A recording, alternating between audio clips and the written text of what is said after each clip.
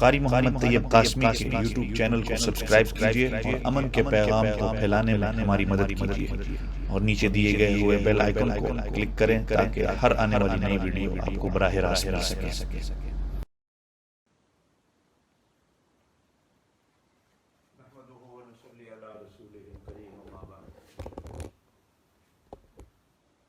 اللهم صل وسلم وبارك على سيدنا ومولانا محمد وعلى آله وأصحابه۔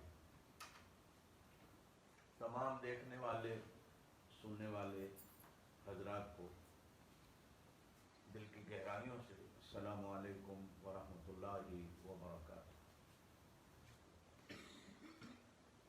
اکثر نیٹ ورک کی پرابلم رہتی ہے اور لائٹ کا بھی اکثر چلے جانا، یہ یہاں کا معمول ہے۔ اس لیے کبھی کبھی ایسی گڑبڑ ہو جائے تو پیشگی معذرت کرتا ہوں، امید ہے انشاءاللہ آپ اس کو قبول فرمائیں۔ کل جمعہ تھا، ہم نے اپنے اس درس کا ناغہ کیا چونکہ جمعے کو بیان ہو چکا تھا۔ جمعرات کے درس میں شاہ نجاشی کے دربار کا ذکر چل رہا تھا کہ حضرت جعفر طیار رضی اللہ تعالی عنہ، جو حضرت علی کے بڑے بھائی ہیں،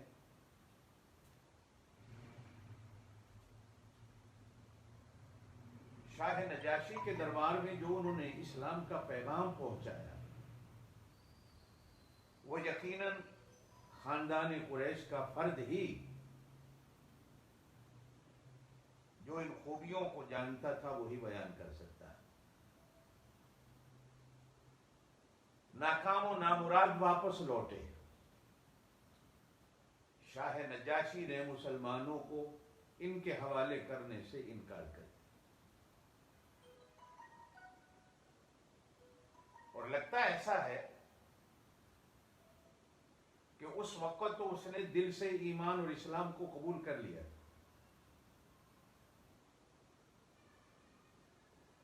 بظاہراً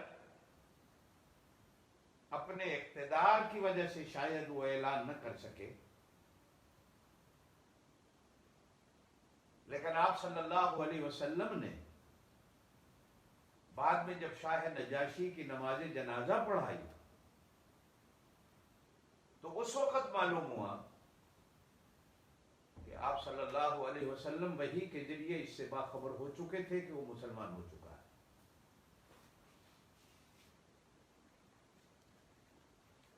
چوتھا حربہ کفار مکہ نے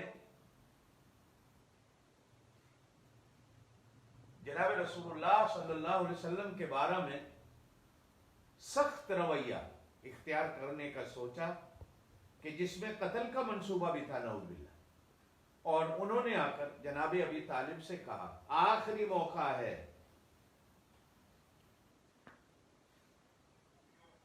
تو جناب ابی طالب نے جناب نبی کریم علیہ السلام کو جب سمجھانے کے لیے یا روکنے کے لیے کوئی بات کہی تو نبی پاک صلی اللہ علیہ وسلم نے ارشاد فرمایا، چاچا اگر وہ سورج کو آسمان سے اتار کر لا کر میری دائیں ہتھیلی پہ رکھ دیں اور آسمان کے چاند کو اتار کر لا کر میری بائیں ہتھیلی پہ رکھ دیں، یہ میں اتنے بڑے وزن تو برداشت کر سکتا ہوں، چاہے میری جان کھپ جائے، لیکن اپنی ذمہ داری کو ادا کرنے سے باز نہیں آ سکتا۔ ان سے کہیں جو کرنا ہے کرنا، کروڑوں زمینیں ملا لی جائیں تو سورج بڑا ہے، کروڑوں زمینیں ملا لی جائیں تو چاند بڑا ہے، اتنا بڑا وزن میں اٹھانے کو قبول کر لوں گا، لیکن تبلیغ دین اور اپنی جو ذمہ داری ہے میں اس سے کبھی بھی کنارہ کش نہیں ہو سکتا۔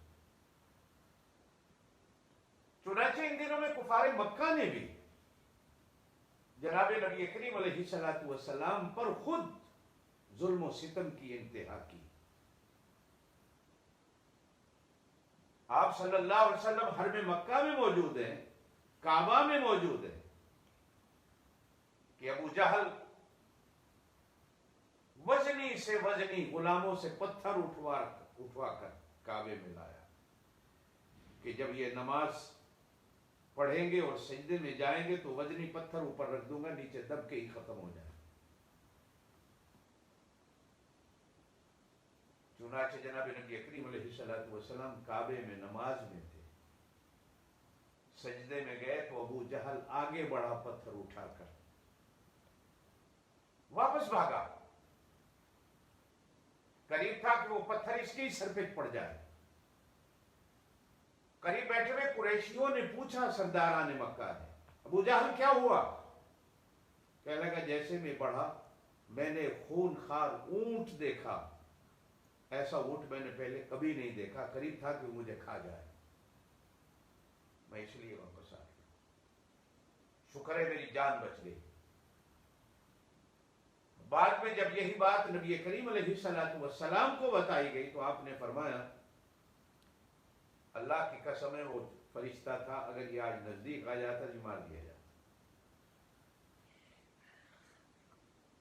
انہی دنوں کا واقعہ مشہور ہے، عقبہ بن نبی معیط، جناب نبی کریم علیہ الصلوۃ والسلام سجدے میں جاتے ہیں تو باہر سے اونٹ کی اوجری پوری گندگی سمیت لایا اور نبی پاک صلی اللہ علیہ وسلم کی سجدے کی حالت پہ پیٹھ پہ رکھ دی۔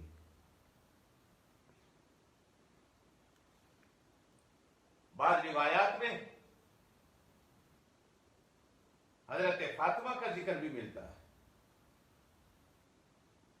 کہ وہ نبی پاک صلی اللہ علیہ وسلم کے ساتھ تھی، جب حالت دیکھی تو بھاگی بھی گئی اور جناب ابو بکر صدیق کو بلا کے لائی۔ حضرت فاطمہ کو بھی پتا تھا، آج بے شک حضرت فاطمہ کا نام لینے والے حضرت ابو بکر صدیق کا انکار کرتے ہیں، دونوں نے مل کر، وہ تو بچی تھی، نبی پاک صلی اللہ علیہ وسلم کی پیٹھ سے اس وزن کو اتارا۔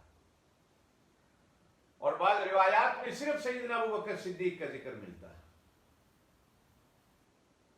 اور کہتے جا رہے تھے اتقتلون رجلا ان یقول ربی اللہ، کیا تم ایسے آدمی کو مارنا چاہتے ہو جو یہ کہتا ہے کہ میرا رب اللہ ہے؟ نبی پاک صلی اللہ علیہ وسلم پر بھی کفار نے ظلم و ستم کی انتہا کی، اور نبی پاک صلی اللہ علیہ وسلم نے اس دن کعبہ میں نام لے لے کر بعض رؤسائے مکہ کے لیے بد دعا فرمائی۔ اور حضرت عبداللہ بن مسعود رضی اللہ تعالیٰ نے ایک حدیث میں فرماتے ہیں کہ نبی پاک صلی اللہ علیہ وسلم نے جس کا نام لے کر بد دعا کی، ان میں سے ہر ایک جنگ بدر میں مارا گیا۔ اور انہی دنوں ابو لہب کے بیٹوں نے، ایک تو جناب نبی کریم علیہ الصلوۃ والسلام کی بیٹیوں کے ساتھ جو نسبت طے تھی انہیں توڑا، اور انہی میں سے ایک بدبخت نے جناب نبی کریم علیہ الصلوۃ والسلام کے چہرے کی طرف منہ کر کے تھوکا۔ یہ تو اللہ کا کرم ہوا کہ چہرہ نبوت اس کی بدبخت کی تھوک سے بچا۔ نبی پاک صلی اللہ علیہ وسلم نے بد دعا فرمائی کہ اللہ اپنا کو بھیڑیا اس پہ مسلط کر کہ جس نے آج تیرے نبی کی ایسے توہین کی۔ چنانچہ کہا جاتا ہے کہ ملک شام کی طرف وہ تجارت کو نکلا، حالانکہ چوکیدار اور پہرے دار بھی ساتھ لے گیا، لیکن راستے میں چوکیداروں کے نرغے میں سویا، حفاظتی حصار باندھ کر، لیکن نہ جانے کہاں سے آیا ایک درندہ وہ سب کے منہ کو سونگتا سونگتا آخر اسی کے منہ کو جو سونگا تو چیر پھاڑ کے چلا گیا اور کسی کو کچھ نہیں کہا.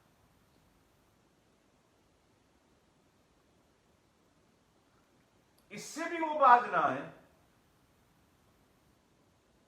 تو اب دوسرا حربہ نکالا. سودے بازی کی جائے.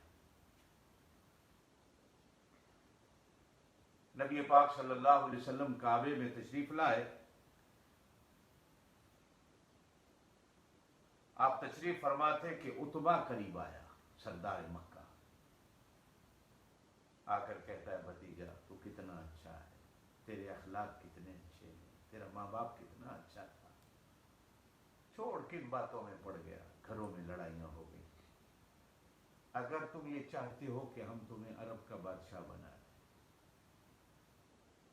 حالانکہ یہاں قبیلے ہیں، قبیلوں کی سرداریاں ہیں، ہم سارے عرب کا جمع ہو کر تجھے بادشاہ بنا دیں. نمبر 2، اگر مال و دولت چاہیے تو ہم اتنا مال جمع کر دیتے ہیں کہ عرب میں تجھ سے بڑا کوئی مالدار نہیں ہوگا. اور اگر کسی حسین و جمیل لڑکی سے شادی کرنا چاہتے ہو، بتانا تمہارا کام ہے، اشارہ کرنا تمہارا کام ہے، اس لڑکی کو تمہارے سامنے حاضر کر.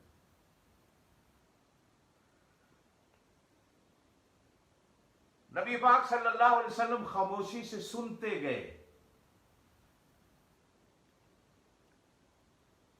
عتبہ خاموش ہوا تو اس نے سمجھا کہ شاید میرا تیر نشانے پہ لگ گیا ہے، کہ میرے سامنے محمد صلی اللہ علیہ وسلم خاموش ہے.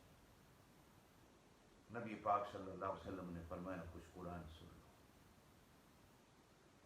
سورہ حامیم سجدہ کی ابتدائی آیات جو نبی کریم صلی اللہ علیہ وسلم نے تلاوت فرمائی تو سردار مکہ عتبہ کا رنگ بدل گیا. جب آپ صلی اللہ علیہ وسلم نے تلاوت کو ختم کیا تو واپس جو پلٹا سن کر تو چہرے کا رنگ بدلا ہوا تھا. قریشیوں نے کہا کہ شاید یہ بھی شادی ہو گیا، یہ بھی محمد کا ہو گیا صلی اللہ علیہ وسلم. جب قریب آیا تو کاٹو تو لہو نہیں. حیران ہو کر سب نے پوچھا کہ سردار کیا ہوا؟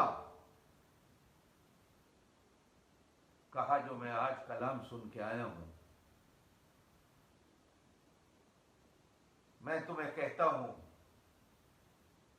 کہ ان کو ان کے حال پہ چھوڑ دو، ان کو ان کے حال پہ چھوڑ دو. چنانچہ سب نے اسے آر دلائی کہ تو بھی محمد کے قریب جا کر اسی کا ہو. جب یہ حربہ بھی ناکام ہوا تو پھر ایک اور حربہ آیا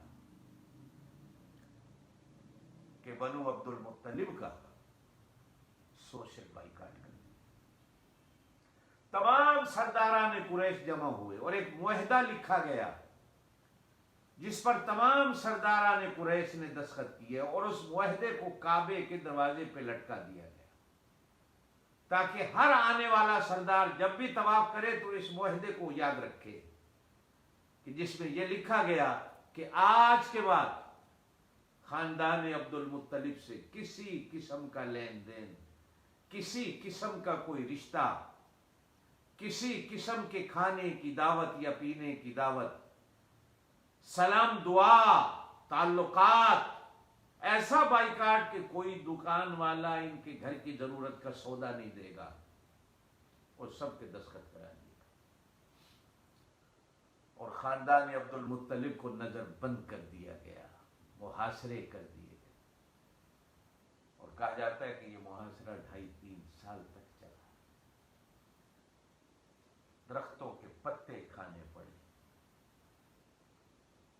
خود نبی پاک صلی اللہ علیہ وسلم پہاڑوں پر جو سوکھے ہوئے اس علاقے میں درخت تھے جس کو بعد میں شاب بنی عامر بھی کہا جاتا ہے، یہ آپ صلی اللہ علیہ وسلم کی ولادت باسعادت والے مکان کی پچھلی جانب پہاڑوں کے دامن میں چل رہے تھے، اور وہاں آپ دیکھیں تو پہاڑوں پر کبھی کبھی کہیں کہیں کو سوکھا ہوا درخت نظر آتا۔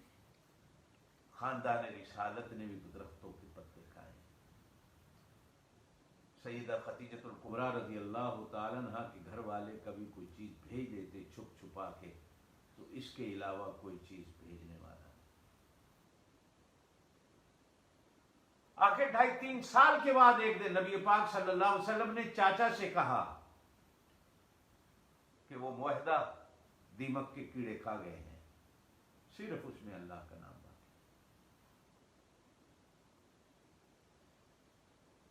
جناب ابو طالب نے جا کر ان سے کہا کہ اگر معاہدہ باقی ہوا لکھا ہوا تو میں اپنا بھتیجا تمہارے حوالے کر دوں گا، اور اگر وہ سارا دیمک کے کیڑے کھا گئے تو پھر سوشل بائیکاٹ ختم کر۔ اب ابو جہل نے کہا ابو طالب آج تم نے قریشی ہونے کا حق ادا کیا کہ کسی بات پر تو آئے ہو، چلو چلتے ہیں۔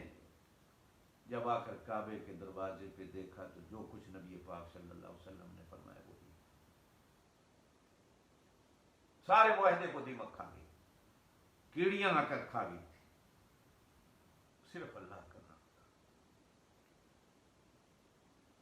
اب جب جناب ابو طالب نے کہا کہ ابو جہل اب کا ولو